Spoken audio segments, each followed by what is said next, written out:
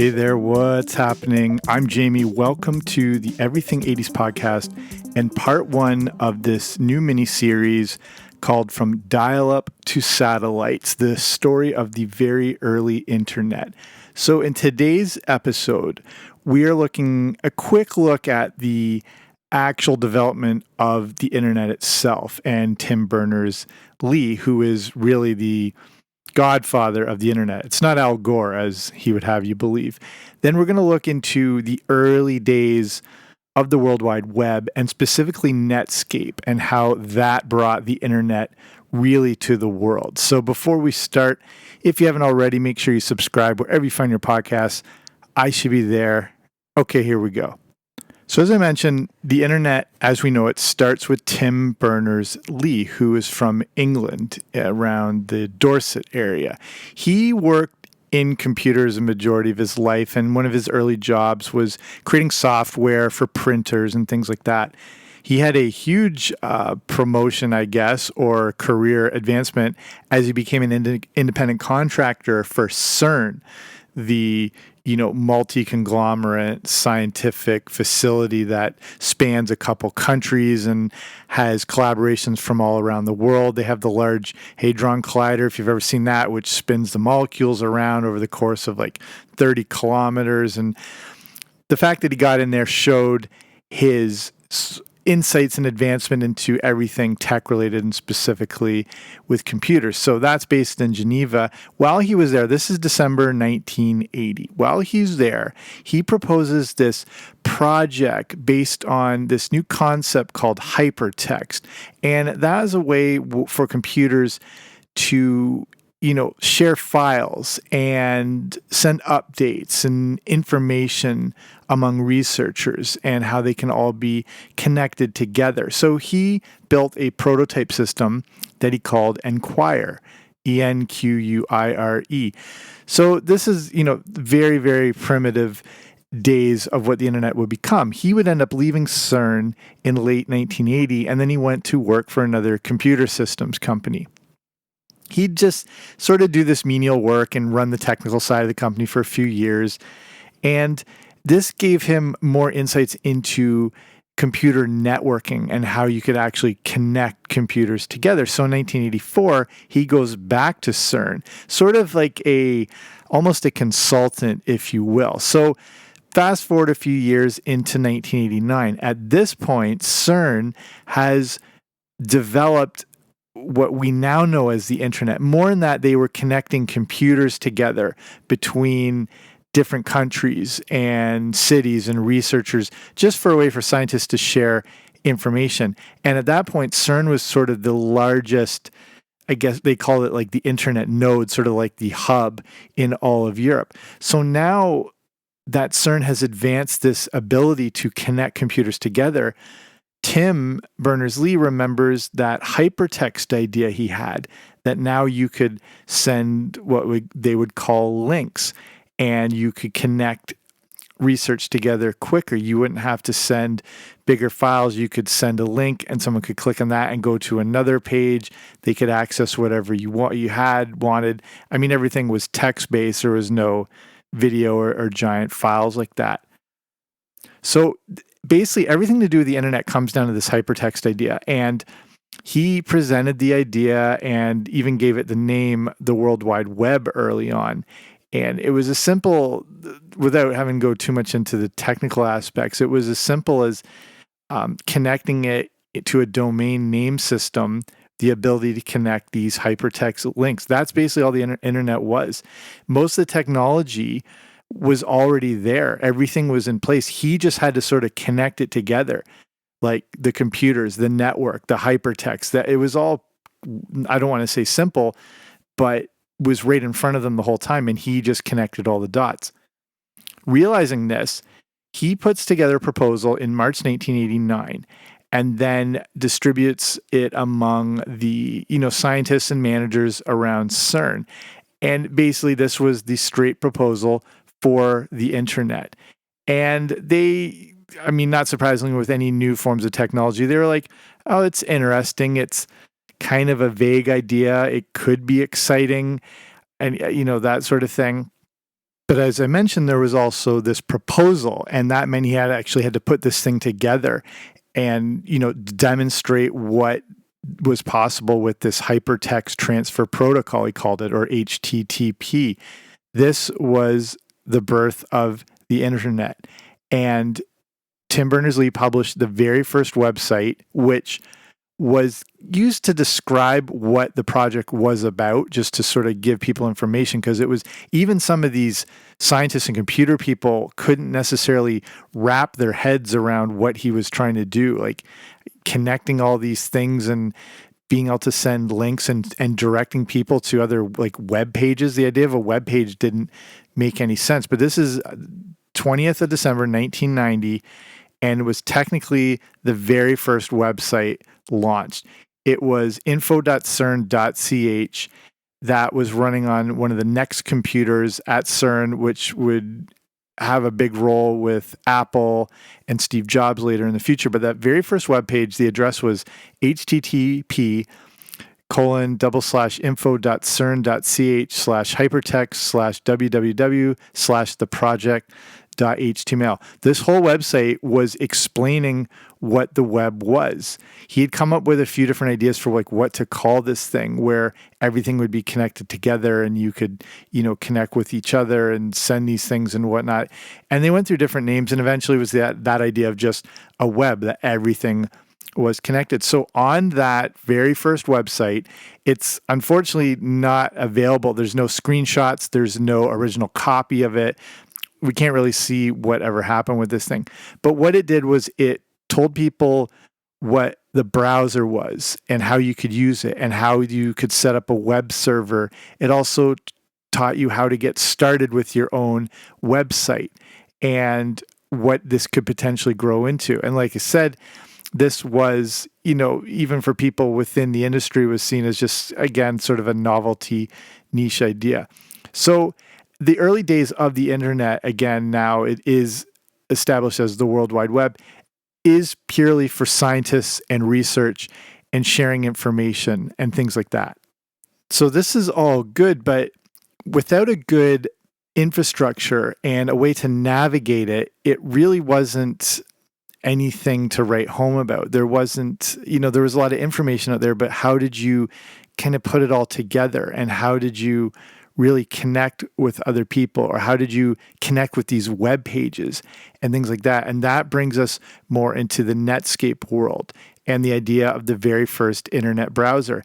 And what's important about this is Netscape is not only bringing the World Wide Web to the world, it's also the origin story for really every modern tech company. Every tech, internet-based, any startup, any big Silicon Valley, whatever you've heard of or seen, these giant billion-dollar companies, they can all trace their roots back to Netscape. And just with this sort of simple trajectory, like when we talk about Silicon Valley and billion-dollar valuations, usually it goes like this. You form a startup, you get venture capital backing, you release a product, it grows like wildfire, you become darlings of the tech world, you gain millions of users, you go public, you become a billionaire. And we've heard that story a million times. We've seen that blueprint for every big successful company, from Amazon to Facebook, all of those. But it wasn't always like this. It all starts with Netscape, and it starts with a guy named Mark Andreessen.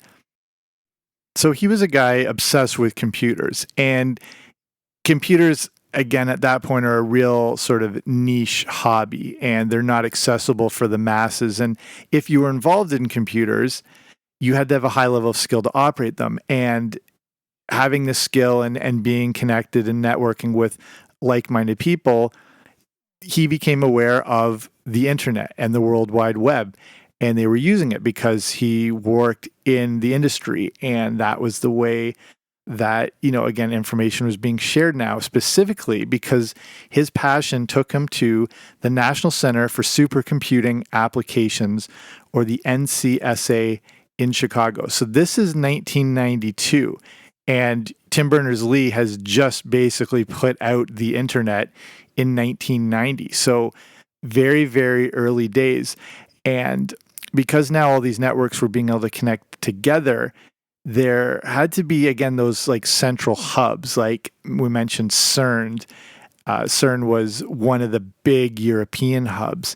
And it wasn't, there was no Wi-Fi. You couldn't go into a coffee shop and connect or whatever. So the NCSA in Chicago had one of the fastest internet connections in North America. So if you wanted to work in computers, in science, connect with these communities, connect with these scientists, these researchers, and the programmers, you had to go work for the NCSA because that was the only way to have enough computing power and enough internet power to be able to network that way.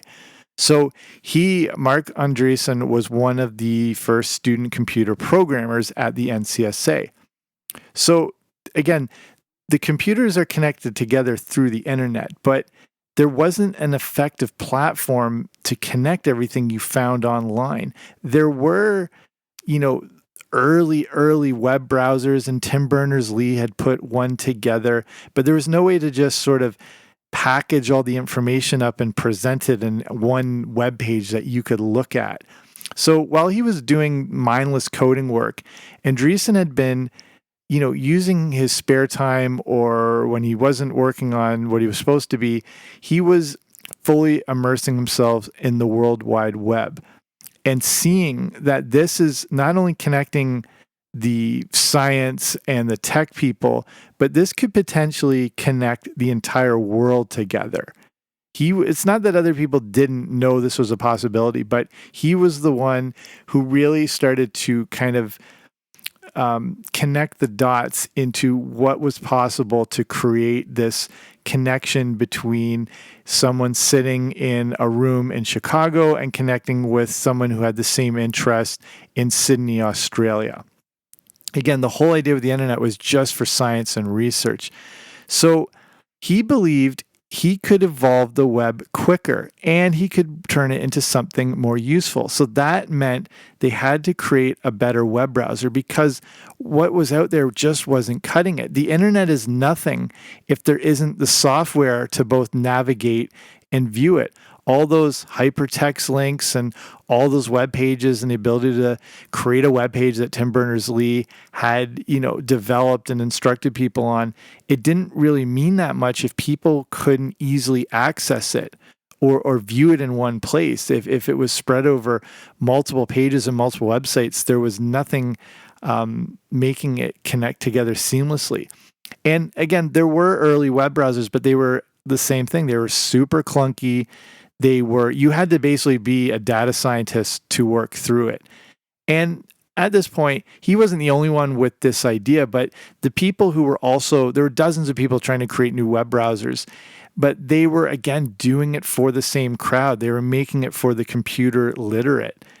Andreessen realized if this thing is going to grow, he wasn't thinking business yet, but if this thing was going to reach all areas of the world, it had to appeal to the common person. So in his own words, he decided to let the riffraff in, and that meant building a user-friendly browser that could show the world what this internet was truly capable of. Again, as each year was going by, actually as each few months were going by, the technology was growing and advancing. Now there was the possibility that you could have images and graphics and videos and news and real-time updates. So the browser had to have all that put together so you could see everything that made the internet so great that no one knew about. It took over a month of coding around the clock, but a browser was finally finished. They would call it X Mosaic, as it was meant to work with X Window, which was a popular graphic user interface with Unix users. This new browser was officially launched on Saturday, January 23rd, 1993. Again, not the world's first web browser, but miles better than anything else out there. This was the first of its kind. And besides Andreessen, it was built by just a small little team in a basement in that computer networking hub in Chicago. And this thing caught on really quickly. Within 18 months, their new browser was the hottest thing on the World Wide Web.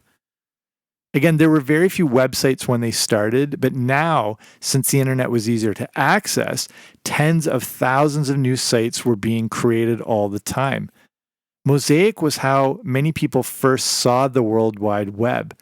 Some say that their browser really helped to make the web. Again, unless you can see it and access it, it almost doesn't really exist. Mosaic was a software that had to be installed in your computer. So there was a little bit of a barrier to entry. A lot of people still, didn't have a PC in their home, or if they did, they weren't really sure how to navigate it besides using it for games or whatnot. But it was still working. In the first 18 months, 3 million users installed Mosaic. This is really astonishing when you realize how few people were actually on the web in those days. It was free to install, but a license fee would be charged to businesses and corporations. By the end of 1994, Mosaic was adding 600,000 new users each month. Again, the web wasn't just for computer nerds. You could search for anything that interests you, and you could now, again, connect with like-minded people from around the world. It took a little while for people to get that in their head. Up to that point, the internet and the web were two separate things. Now they were pretty much one and the same. There was one issue, though. Andreessen and his team were still technically working for the NCSA, and they didn't see this browser as all that important. To them, it was just a research project. For some reason, they didn't see the massive potential in what was to become the very first true internet startup company. The other problem was it was taking up a lot of their bandwidth and power for something they just saw as a little side hobby that some of these programmers were doing. They knew the World Wide Web was the future, and since the NCSA wasn't taking Mosaic seriously, Andreessen realized he had to leave. They had to strike out on their own, and that's what brought him to Silicon Valley, which used to be a great place for computers and technology. The now famous Tech Valley was nothing to write home about when Andreessen got there in 1994. There had now been a tech recession, and many thought that the idea of the PC was finished, that it was a fad, sort of a flash in the pan. Silicon Valley would become the promised land when you wanted to launch a startup, but this was far from the case going into the mid-90s. Andreessen knew he wanted to be part of a company and take this thing to the world, but that was as far as it went. He didn't know anything about investors or even what a venture capitalist was. Now we enter into the man, Jim Clark.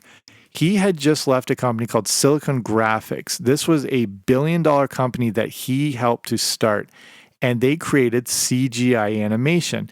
You might not know the name, but you've seen their work as they were really brought to the forefront when they created the dinosaurs in the first Jurassic Park movie. And people, if you remember seeing Jurassic Park for the first time and being bewildered with what you were seeing and what computer-generated imagery was capable of, these were the people that did it. He and Andreessen would soon cross paths. Clark had helped build this giant company, but he hadn't gotten rich from it. He needed a new venture, and he didn't know what it should be. A friend of his showed him the Mosaic browser, and then he saw the potential that this World Wide Web really could have.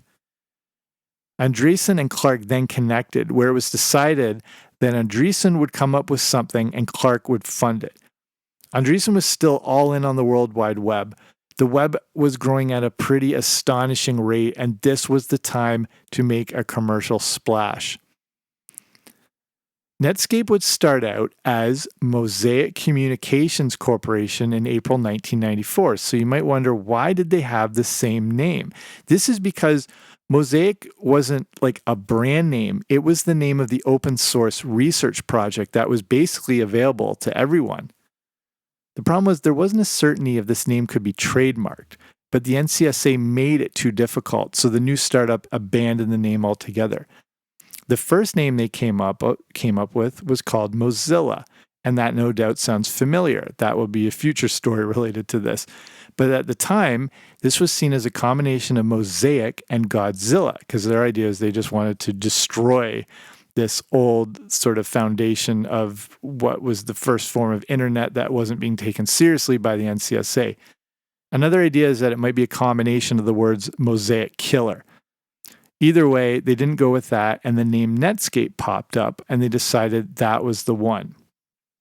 But fun fact, you can still go onto the web and see a copy of the original Mosaic Communications Corporation website and see what the internet was like in 1994. If you go to mcom.com, this is, again, one of the early full functioning websites. It had been completely recreated from the original one. So what you're seeing is exactly what existed in 1994. So mcom.com if you want to check that out. So now a team was put together from different parts of the country that would all descend on Silicon Valley. Again, this has been standard practice today, but back then, this group was the very first one to do it, where everyone left from their parts of the country and came to Silicon Valley to create a new team. They had an office above a Mexican restaurant and started the new web browser from scratch. Netscape had become the first true web company, and it would give birth to the dot-com era. Everything that began in that office would create the blueprint for what a modern technology startup would be. The culture they created was young and just out of college. The emphasis was on speed compared to the years that product development used to take. There wasn't a physical product that may take upwards of a decade to develop. The team was dreaming up a product, coding it, and able to release it overnight. With the internet, you now got instant feedback. This allowed you to put out updates the same day if something was wrong, compared to in the old days where you were putting out, say, delivering full software or hardware, and if there's something wrong, you were screwed. This could all be done in real time. Startups used to move at the pace of a snail. Netscape made it lightning fast. So let's look at now the massive success of Netscape and the continued growth of that new startup culture that they created. The Netscape team created their own schedule that had them working around the clock. Programmers would work 40 straight hours, then try to nap under their desks. They worked 24/7 because that's all they knew coming from college. In the coming years, new Silicon Valley startups would follow this model. Why would they do that? It's because they were reading about this new company and how they were operating. Andreessen would end up on the cover of Fortune magazine. And as the company grew and developed and was innovating, journalists, publishers were all recording everything that was going on. And even some members of the team were using the very first blogs ever seen on the internet. So everyone was seeing, oh, this is how you make a technology company work. They saw that the Netscape programmers slept a few hours in their office, programmed for 20 straight, then went home and slept for up to 15 hours before repeating the cycle. The new company was getting so much publicity that it was inadvertently influencing the future of the Valley. Netscape had also created an extremely informal environment that had things like foosball and air hockey. It was like college because these guys were coming straight out of that environment. Any downtime they had was spent playing the video game Doom and things that you've seen other companies replicate. This frat house dynamic would be copied countless amount of times by other startups. When Netscape was released, there was another groundbreaking feature. It would be free. A pro version, or versions for business, would cost money. When Netscape Navigator launched in October 1994, it caught on like wildfire. In just a few months, 55% of web surfers used it. They were soon making $12 million a quarter. By the end of 1995, they made $45 million. An IPO soon followed, and this was another feature that makes Netscape the true originator of the startup.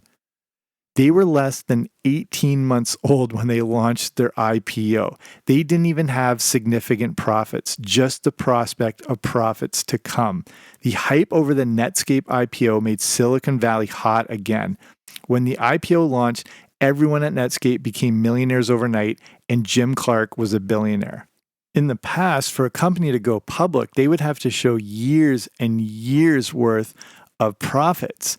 and they would have to be able to keep and sustain those and, guarantee to the investors that they were going to continue for years. For most startups, they wouldn't even think about launching an IPO for at least 5, maybe 10 years after. That's how it was always done. Netscape came in and just turned the entire industry on its head. They didn't even have to guarantee profits because this internet thing was so brand new that everyone was afraid of missing the boat. And the rate of growth and the amount of users coming on a daily basis was absolutely astonishing. And this thing was proven to grow, even though the money wasn't there yet. The future showed that it would be. For further proof how Netscape completely changed the financial world and the tech world, when they went public in 1995, there were around 1,000 business plan proposals that were being presented to venture capitalist firm Draper Fisher Jurvetson. By 1999, there were more than 12,000. Netscape had started the dot-com era without even realizing it, and the frenzy that would result in the entire dot-com bubble. That's a whole other story for later on. In 1998, 139 new venture capitalist firms sprung up with over $17 billion ready to invest. Everyone wanted a piece of the internet. We all know about the oversaturation and the crash that would follow, but the story of Netscape is a look back at all the pieces that were put together that are still followed by startups today. And the reason, honestly, that we're able to have this conversation right now and that my voice is able to travel around the world and you can access it. So I'm going to finish it there, and that's going to lead into part 2, which is how now with these browsers and the internet, how did it get into everybody's home? And that's going to do with the incredible rise of America Online, or AOL. So that will be the next episode. So thank you for listening. Hope you enjoyed this one. If you've made it this far, maybe you want to go a little further. And I just wanted to mention about the platform I use that helps support podcasts like this and smaller mini series and specialty shows and stuff like that. It's called patreon.com. And in this sort of giant podcast world with all these celebrities and giant podcast networks, it's harder for smaller shows like this to stand out. So with Patreon, it's a way for like a few bucks a month to support this show, but also get different bonus audio content at the same time. So there are different tiers and different reward levels. Say like at the Boba Fett level for my show, it gives you access to the Everything 80s Movie Club, where I review the good, the bad, and the ugly of 1980s movies. So if you want to learn more about that or interested about supporting a show like this, you can go to patreon.com/80s, so patreon.com/80s, or wherever you're listening to this on, there should be a link that'll take you there. But that's it for me. Thank you for listening. Check me out next week with part 2.